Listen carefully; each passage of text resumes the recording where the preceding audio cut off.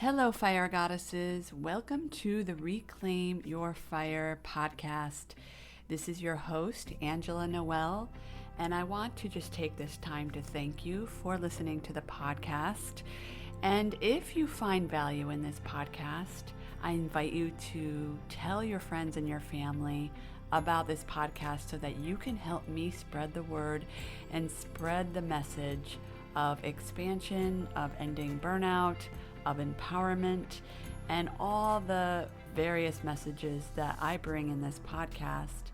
I would greatly appreciate it. In today's episode, I have another really special guest. Special because, well, one, it's just a special person, and two, because I have my very first male guest ever in the history of the podcast, which is almost 1.5 years old. The first male guest ever to visit the podcast, and I'm really looking forward to it. Now, even though Jason's expertise and experience comes from working in the corporate world, I invite anybody with whatever job you have, or even if you have a business, because I tend to attract a lot of entrepreneurs and business owners, to listen anyway, because what we talk about can be applied to anybody. So without further ado, Fire Goddesses, please welcome Jason Mefford. Hello, Fire Goddesses. Welcome to another episode. Okay, I have to say that I am really excited about my next guest for a few reasons, as you'll quickly discover. First of all, this is my very first male guest. And second of all, I've known Jason now for about a 1.5 years or so, correct, Jason? And I just love his energy. I love what he has to offer. We just had a quick chat before pressing record, and I'm really excited to introduce you all to my next guest, Jason Mefford. Hi, Jason. How are you? I'm doing well, Angela. How are you? And it's I'm quite an honor. I get to be the first male, so I'm bringing some testosterone into the group, right? Yes, absolutely, 100%. Like, this is a real treat, and I love what you offer and bring to the table. So, first of all, before we go any farther, I would love if you could just tell the audience a little about who you are, Jason, and how you help people. Yeah, so I've got several different businesses actually that I run, but most of it all really kind of comes back to helping people learn, right? So I have some training companies, but also helping people kind of get out of fear and the anxiety and everything else that ends up happening, because, and specifically usually towards corporate employees, because that's where I spent most of my time. I was an executive at some big companies. And what I found is, we like to think that we have boundaries around work-life balance, but we don't, right? I mean, we're just who we are. And if we have a bad day at work, I'm not sure, can I swear on here too or not? Yeah. Okay. I was going to say Fire shitty day at work, right? Because that kind of hits it more than just a bad day. Then chances are we're going to come home. Right. Well, we're going to come home, and depending on the energy and what was going on, where we spend the majority of our waking hours spills over into our personal life. So if I come home, I'm mad, I kick the dog, I yell at the kids, whatever, that energy, permeates into everything else I do. Plus, we feel pretty bad about ourselves. And that's, I think one of the problems is, I kind of say, corporate slavery is alive and well. I know you're not supposed to use the word slavery, but, a lot of people feel like they're really stuck in their job. They hate going into work. They hate seeing their boss. And so, trying to help people not have to feel that way, to give them the hope and realize things can be different, even if you're working for somebody else, right? Because it's more about you than it is about them. I'm so glad you mentioned that, right? Because I know I've had corporate jobs before and jobs in general where I've worked for other people. And there's always this, I'd say most of the time, this drama associated with, oh my gosh, I hate that person, or oh my gosh, the boss is here, like look busy, like all that stuff that goes on in corporate and work culture. And I love, love, love how you said that. It's really not about the other person. It's about you, right? Everything starts with you. So I would love to know a little bit more about how you, when you're working with corporations, like how you teach that to people and help them with that. Yeah. So the one thing that I like to do is use some analogies, and the one that I like to use is the mirror, right? And you've kind of heard this too from some of the programs we've been in together, is that life reflects you. And so for example, if you're a leader or you're somebody who's supervising somebody else, and they come in, this employee comes in and they're in a bad mood, or they're irritable, or they're whatever, right? If they're reflecting that to you, chances are the reason they're doing that is you're reflecting that to them. Yes. And so much of this is, taking that personal responsibility and getting your own shit together, because as you change your internal world, you will change the world around you, right? Mm-hmm. And so it's trying to help give people some of these tools, right? Because again, I work with a lot of executives, and they always come in and it's like, oh, okay, here's a real life example. Okay. I was having a coaching call with an executive a couple weeks ago, and she came in and we were talking about a particular employee that she was having problems with. Okay. So we started talking about the employee. She gave me a little bit more detail, and about, 10 minutes into it, I said, you know what? You don't have an employee problem. You have a relationship problem. And she said, what?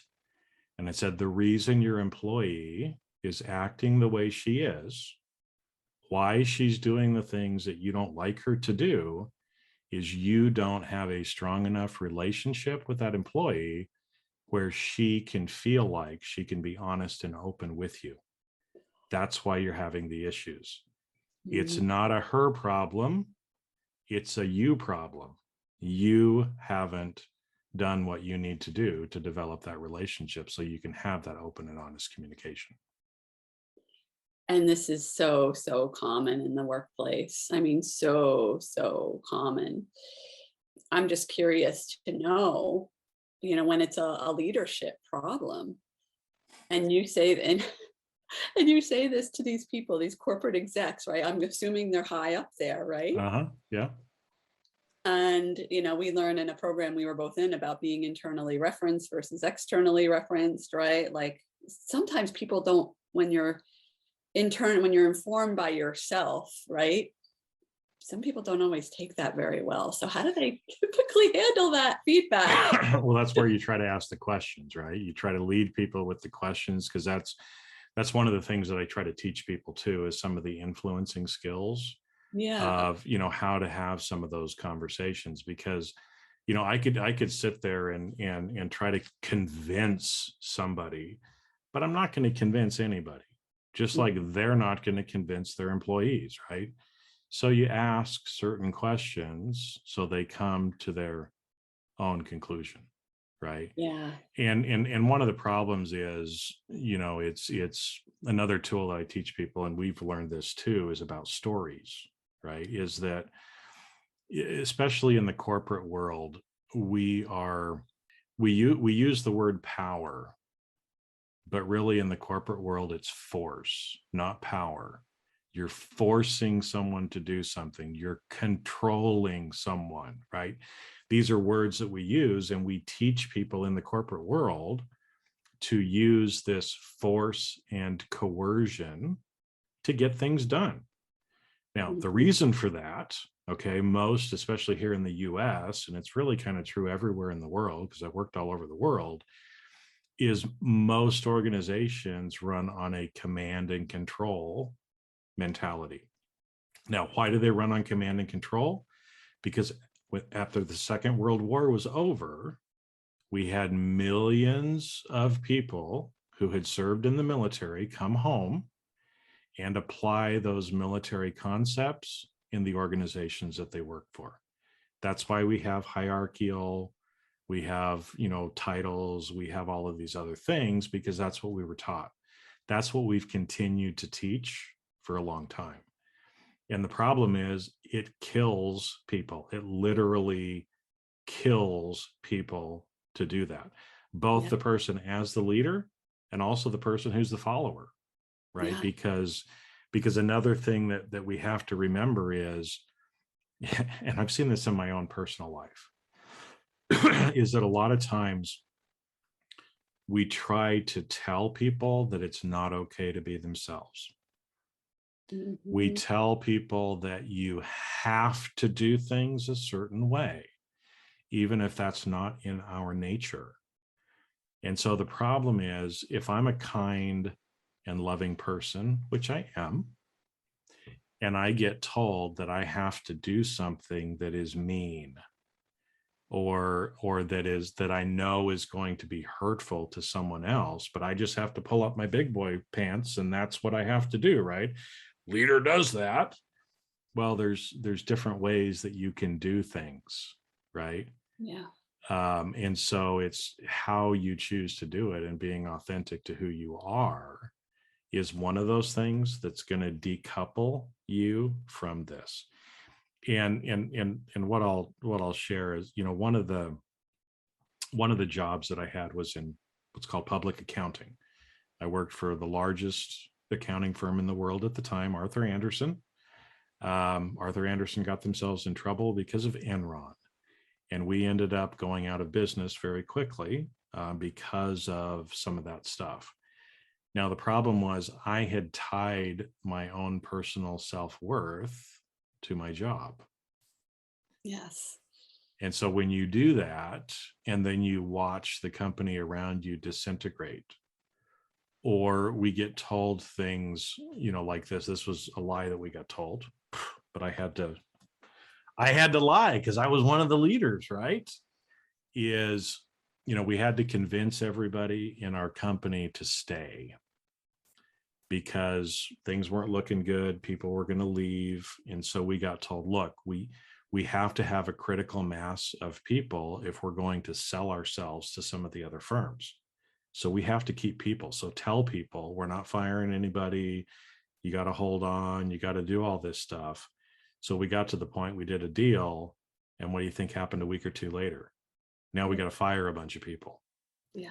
Right. So that's not true to who I was. Did that eat me up inside? Oh yeah. Right. And there's so many people that end up in that situation. They don't feel like they can be themselves authentically, and it's literally killing them. So another thing that I teach people is just be yourself.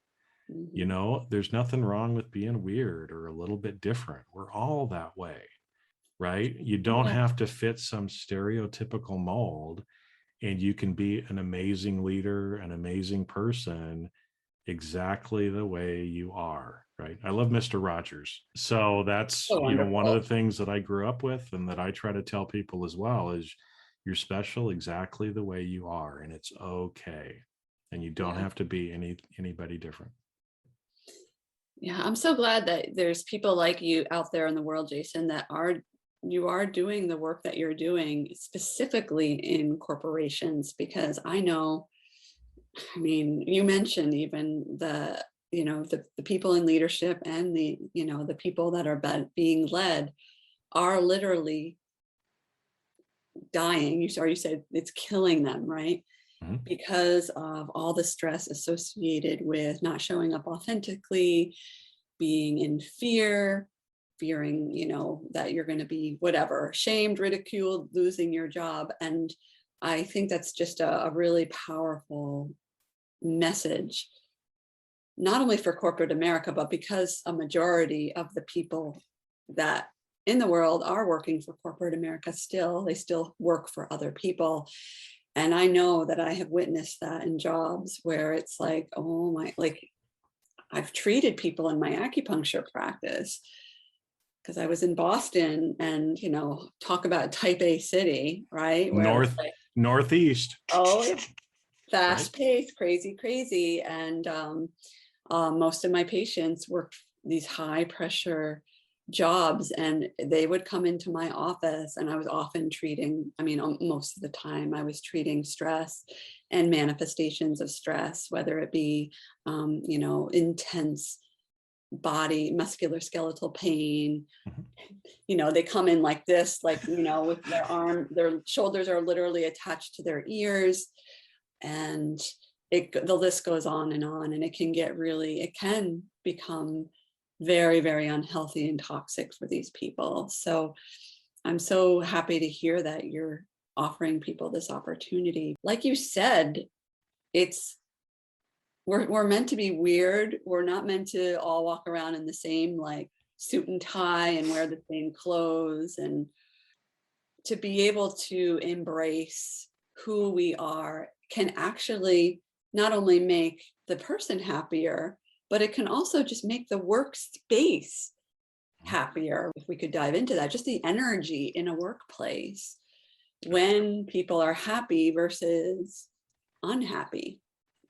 Well, and I'll give you a real life story of Jason, okay, to kind of illustrate some of this for kind of the reason why I'm doing this as well. Okay, so I was an executive, pretty big company. People wouldn't know what it is, but if you eat out in a restaurant once or twice a month, you would have eaten some of our product, right? And so a lot of responsibilities. We get a new CEO in, which I didn't agree with some of the direction that he was wanting to take things. Okay, so obviously there's some contention and some other stuff that is going on in there. But I didn't have some of the tools that I teach people. Okay. And so I was trying to deal with it the best I knew, which was without any help, right?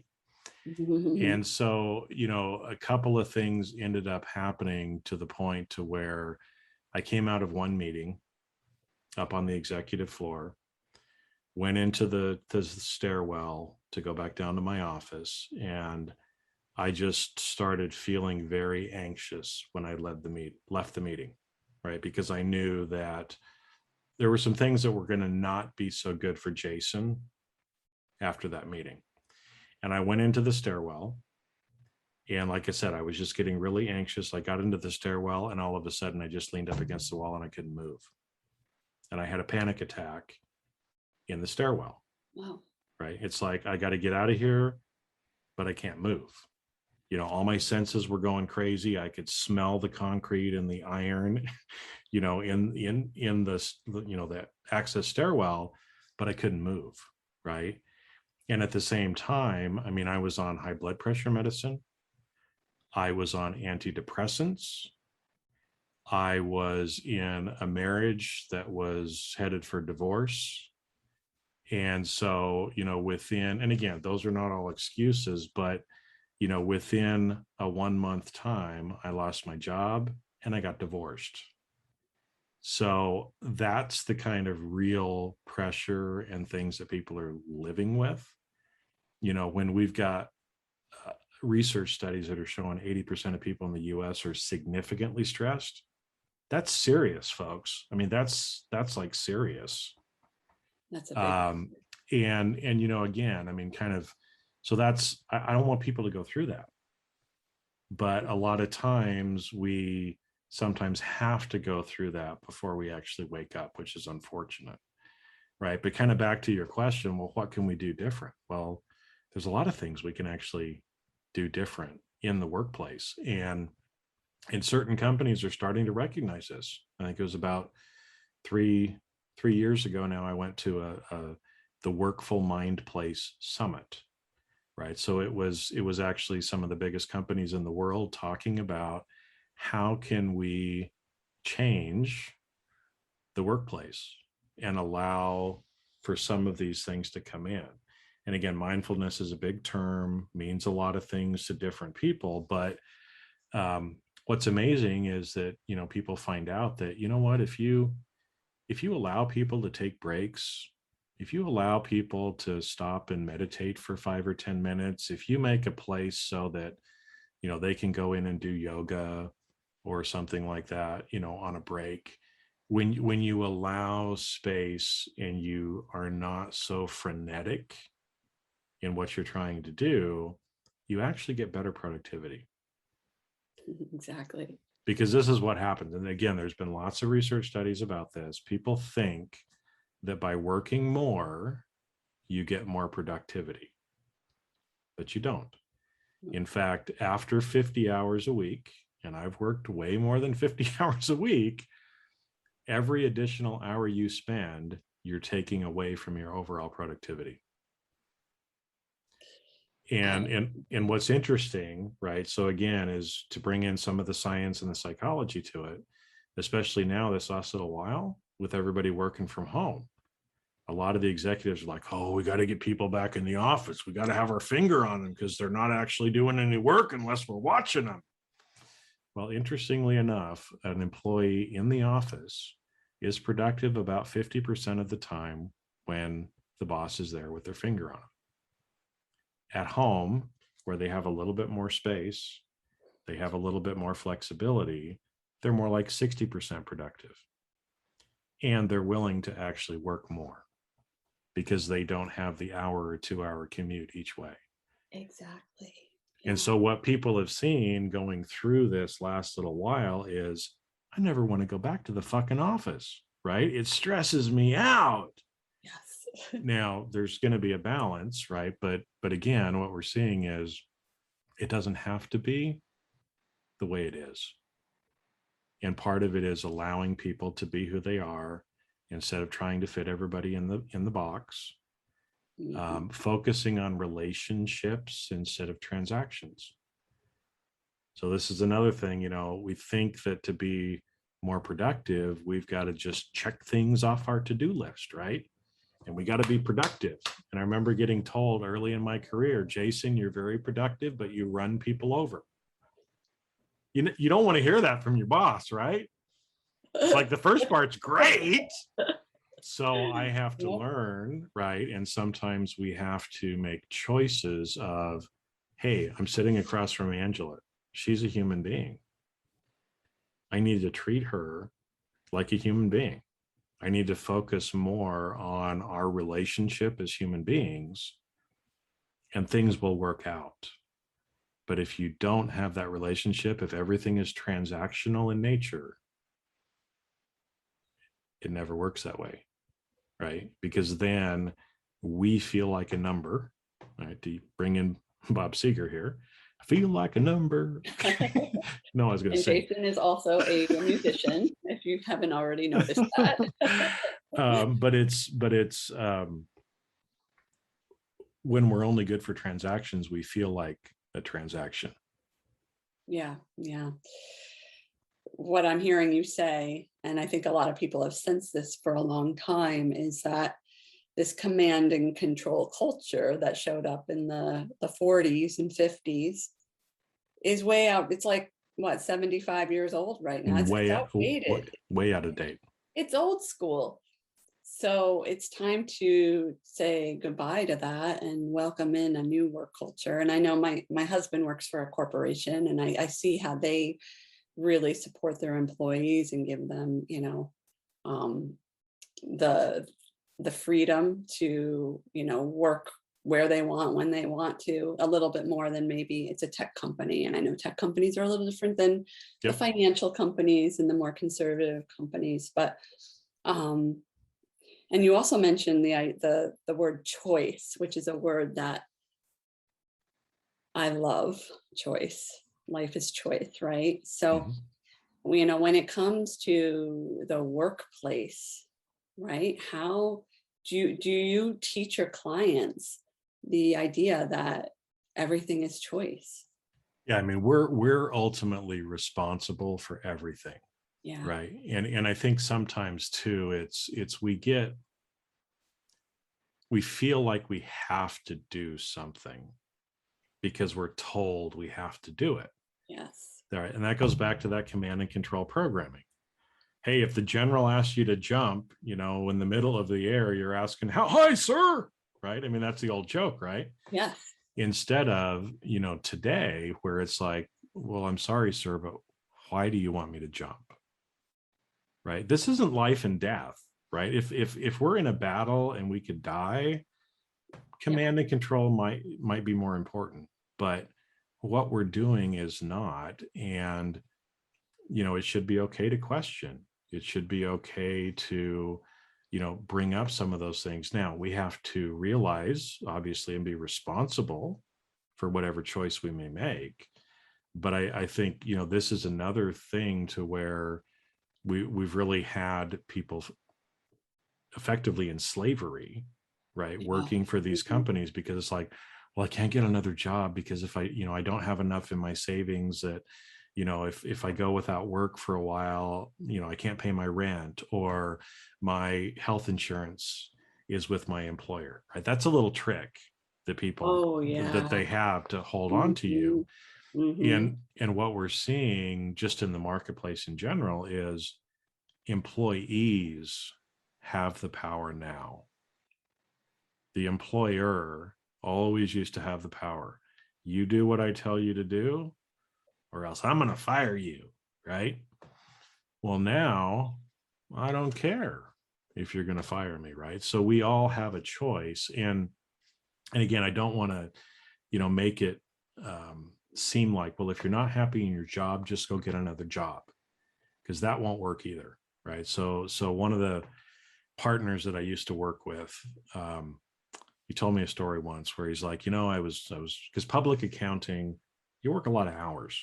I mean, during busy times of the year, we'd put in 80, 90 hours sometimes. So I wasn't sleeping very much, right? No. And he told me one time, he says, I left public accounting and went into corporate world because, corporate or public accounting is making me work too much, right? So he went into corporation and then he came back to public accounting. And he told me, he said, I realized it wasn't public accounting, it was me that was working those hours, right? And so again, ultimately, it's like, that's where the mirror comes in, folks, right? Is again, if you're not happy where you're at, why aren't you happy? Is it really your employer? Is it really your boss? Or is it the way you're showing up or not showing up that's really the problem? Because again, as I said before, it's usually not a them problem, it's a you problem. Yeah. And, I feel like just because of generations of going through this, I know I was reading something about even just going back as far as the Industrial Revolution, the reason why we are in such this masculine, and sometimes, and it's a buzzword now, the toxic masculine culture, right, comes as far back, probably even farther than that, right? Where people, like there were jobs, there were things to do in order to survive. You had to get these jobs and you had to work hard. And now I just feel like we're in this very pivotal, exciting time where people are starting to realize, hey, like you said, we can choose. And if I don't like what's going on in the workplace, I can make a choice and I'm not going to die, right? And I feel like going back to that toxic masculinity, that came with a belief system that, I mean, even like my dad talks about how he was raised by, my grandfather, who's from the greatest, generation. Greatest generation. And that generation, they were byproducts of, children are to be seen and not heard. And that's, there's no negotiation there. That's just the way it is. And so knowing that, when I feel that when you have this understanding of where it comes from, and that we're still living this paradigm that's like super outdated, seeing how people are getting sick, like literally physically sick, there's experts out there that talk about illness and disease and healing is all about, what's going on in our heads. But I feel like choice is a very powerful, to know that you have that agency. I think that's where I'm trying to bring it back to the idea of agency, is that I don't believe that we were really taught, or so many people were taught to know that we have power and we have agency to live our own lives. Like, we're always worried about, and look how it seeps into needing the, external validation, social media. It can go on and on and on. But I feel that this is going to be really helpful to the goddesses and maybe the gods listening now.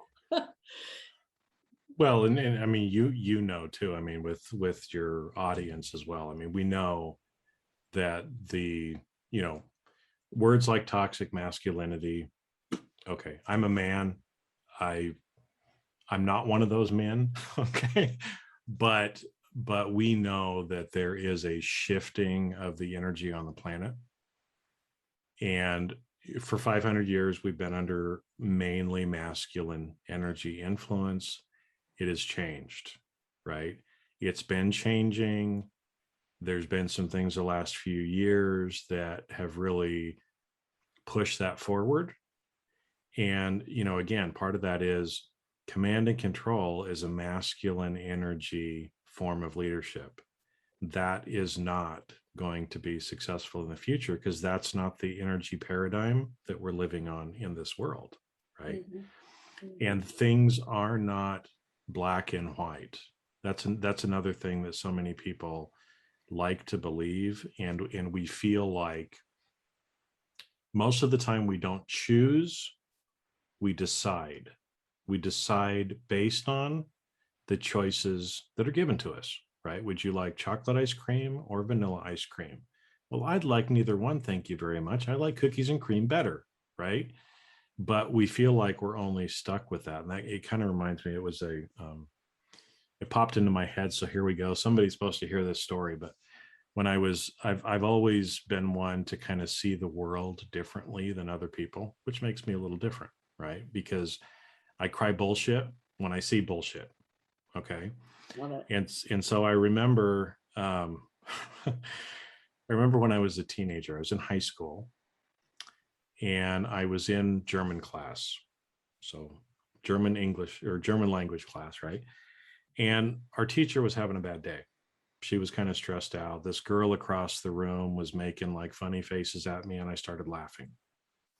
So, she took it out on me, right? Jason, go out in the hall, right? You've been a bad kid, go out in the hall, right?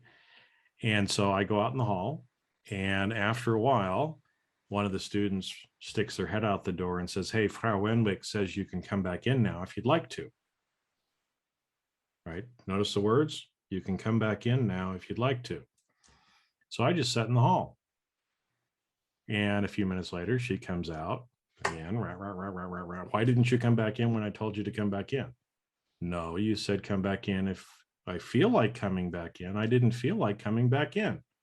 Go to the principal's office. Blah, blah, blah, blah, blah, blah, blah. Right. So I go down to the principal's office. Second time I've been in the principal's office my whole life. Explain the story. And the principal's like, really? That's why you're here? Right. But again, it was, I could have just done what I was told, but I chose something different. We all have the power to choose. There will be consequences for whatever we choose, but we have, as long as we're accept that and responsible for that, that's okay.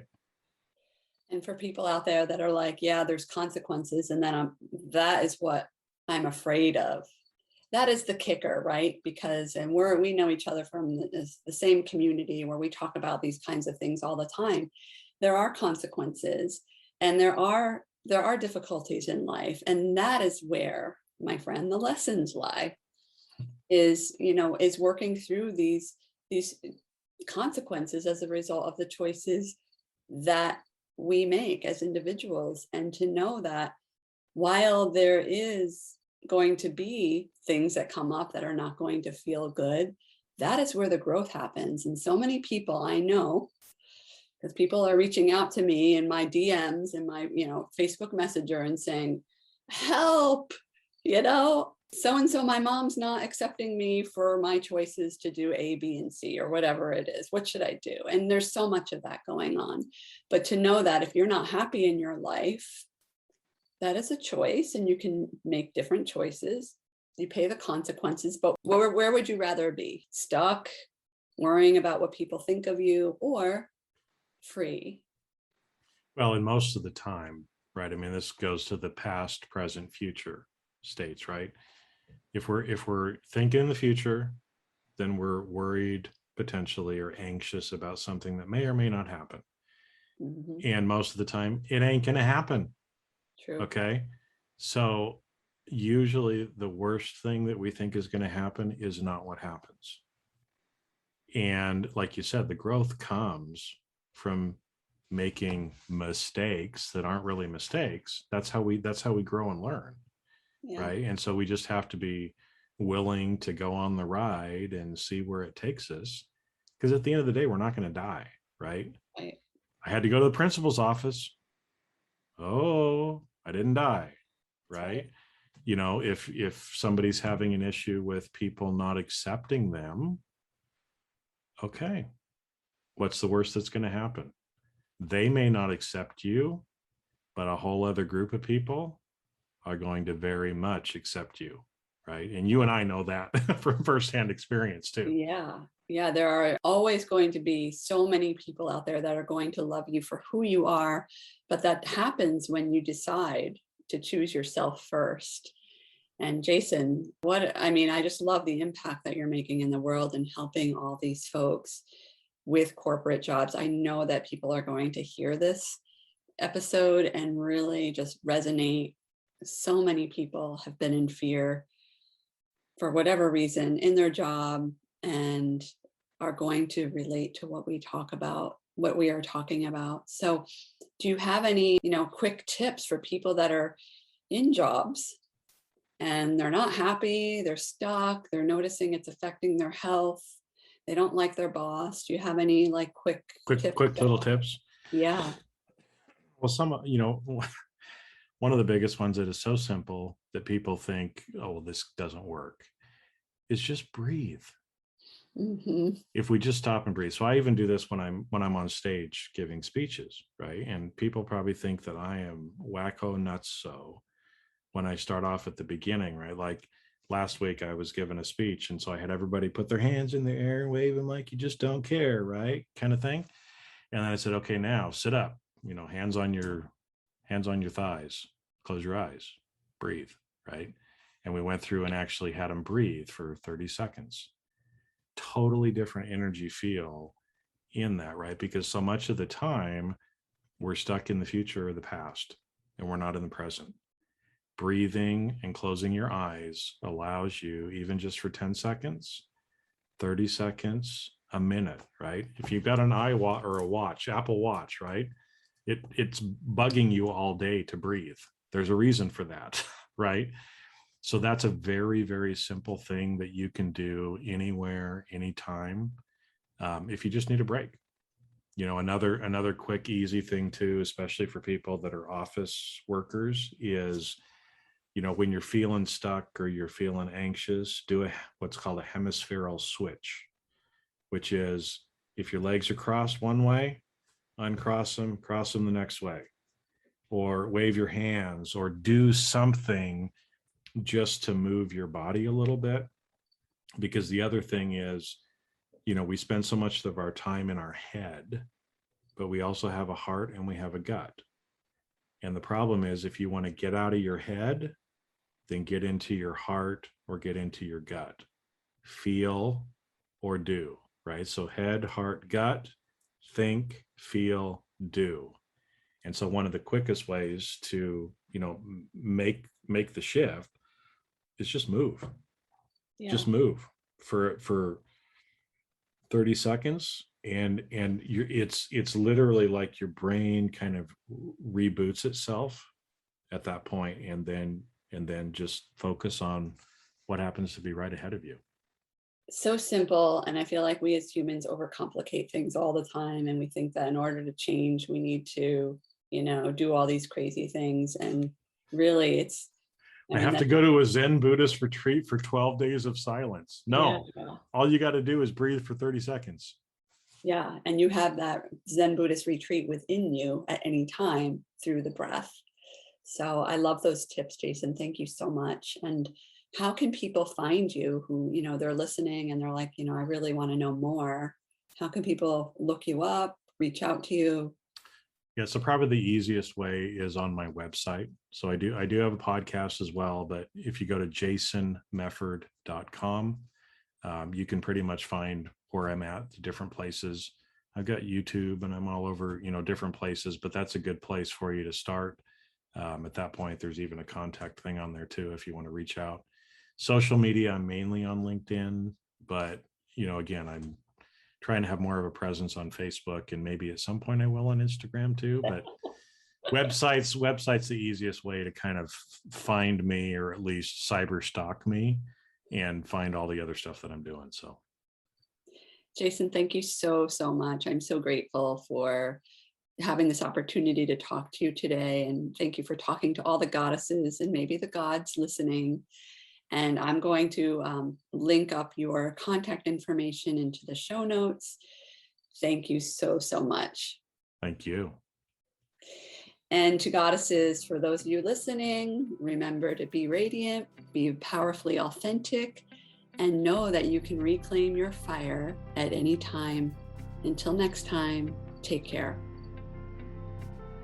Hi, this is Angela Noel, and thank you so much for listening to this podcast. If you have found value in listening to this podcast, I would be so grateful if you could kindly share this podcast with those you care about. Please help me spread the word of empowerment and possibility and expansion by sharing this podcast. Or you could also leave a review on Apple Podcasts. Remember to follow me on Instagram at I am Angela Noel, or you could go to my website at www.angelanoelinternational.com to learn more about my work and to find out how you can work with me. Thank you very much.